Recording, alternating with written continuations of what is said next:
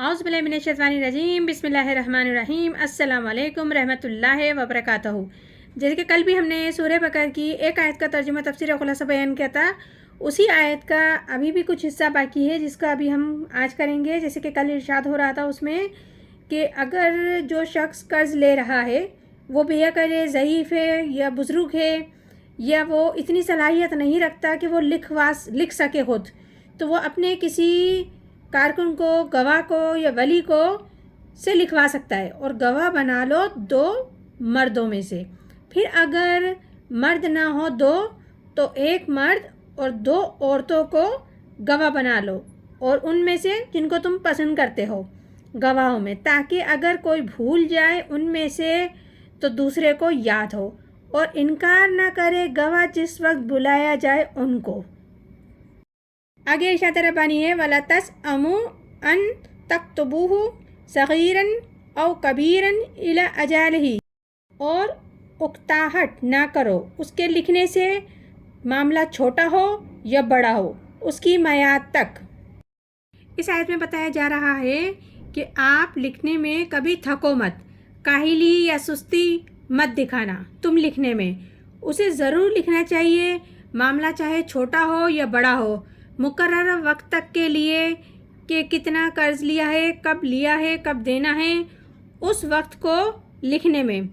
آپ بالکل بھی سستی نہیں دکھانا کہ مجھے یہ کب لوٹانا ہے۔ اور اس کے بعد آپ بڑھا سکتے ہیں، اگر مزید اگر آپ سہولت دینا چاہو تو آپ اس کو بڑھا بھی سکتے ہو۔ اگر آپ اس کو سہولت آپ اس کو دیکھو کہ اس کے حالات کشیدہ ہیں اور وہ ابھی اتنے بہتر حالت میں نہیں ہے کہ آپ کا قرض دے سکتا ہے، تو یہ آپ جس نے قرض دیا ہے اس پہ ڈیپینڈ کرتا ہے، وہ اگر بڑھانا چاہے، اسے سہولت دینا چاہے تو وہ دے سکتا ہے، یا معاف کرنا چاہے تو یہ ایک اور بھی اچھی بڑی بات ہے۔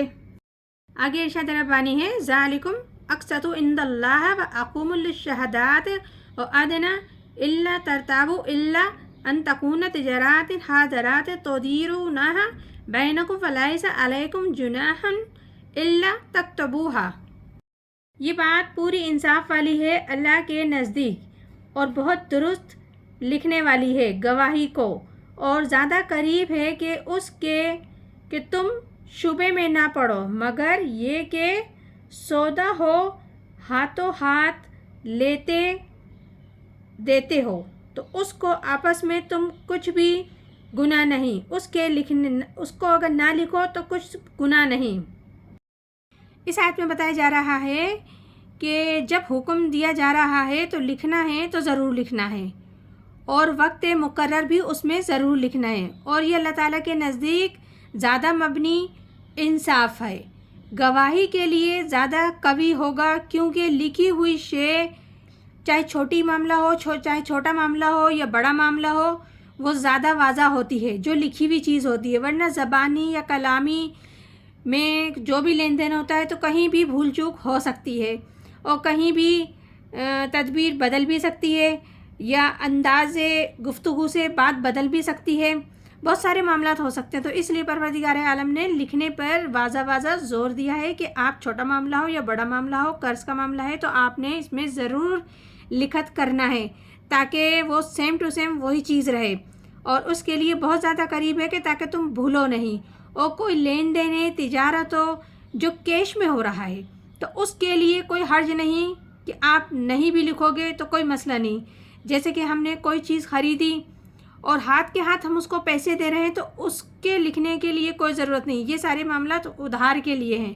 آپ ادھار میں کسی کو دے رہے ہو، چاہے تجارت کی صورت میں دے رہے ہو یا پیسے کی صورت میں کوئی چیز دے رہے ہو، تو اس میں لکھت پڑھت ضرور ہونی چاہیے۔ وَأَشْهِدُوا إِذَا تَبَايَعْتُمْ، گواہ بنا لیا کرو جب تم سودا کرو۔ یہاں رب العزت سمجھا رہے ہیں کہ آپ جو بھی سودا کرو، مستقبل کے لیے کرو، تو اس میں گواہ ضرور بنا لیا کرو۔ مثال کے طور پہ آپ مستقبل میں گندم کتنی خریدو گے یا کتنی دو گے تو وہ لکھوا لیا کرو، تو لکھی ہوئی چیز ہمیشہ ایک بہتر راستہ دکھاتی ہے۔ وَلَا يُزْعَرَ كَاتِبٌ وَلَا شَهِيدٌ، تکلیف نہ دی جائے لکھنے والے کو نہ گواہ کو۔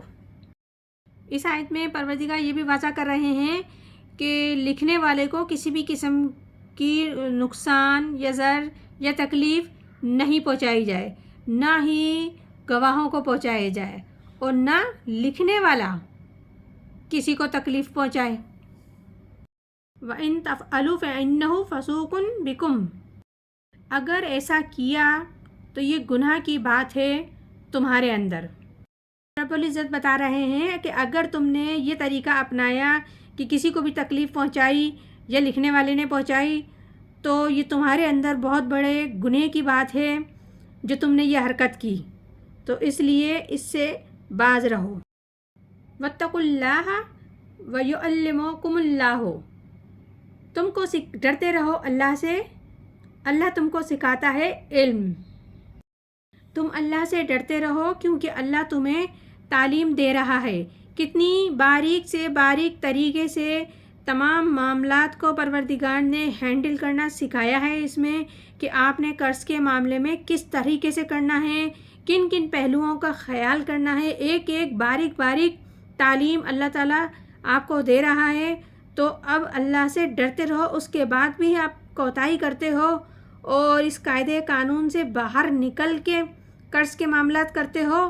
تو پھر اللہ کے عذاب کو آپ خود اپنے اوپر دعوت دے رہے ہو۔ اللہ بکل شیء علیم،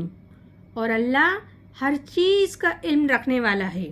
تو یہاں پھر اللہ تعالیٰ بتا رہے ہیں کہ اللہ باریک سے چیز کا علم رکھنے والا ہے، اور اللہ سے بہتر علم کوئی رکھ نہیں سکتا۔ اس لیے ہم ہر معاملے میں اللہ تعالیٰ کو حاضر ناظر جان کر تمام معاملات کو اپنانا چاہیے، کیونکہ رب العزت باریک سے باریک طریقے سے تمام قرض کے معاملات بتائیں، اور زندگی کے تمام دیگر معاملات پر اسی طریقے سے رب العزت نے روشنی ڈالی ہے۔ تو ہمیں اللہ سے ڈرنا چاہیے، اور اللہ کے علم میں جو جتنی باتیں ہیں اللہ نے ہمیں اپنے علم سے نوازا ہے، ہمیں سکھا رہا ہے کس طریقے سے ہمیں زندگی کے تمام معاملات۔ تو یہ سورہ بقر ہے جس کی ابھی ہم نے ایک آیت جو طویل ترین آیت ہے قرآن پاک کی، جسے ہم نے 3 ویڈیو میں مکمل کی ہے۔ تو انشاءاللہ مزید بھی آگے ہم پڑھتے رہیں گے۔ پروردگار عالم ہمیں قرآن پاک صحیح طریقے سے پڑھنے، سمجھنے اور عمل کرنے کی توفیق عطا فرمائے۔ آمین ثم آمین۔ جزاک اللہ۔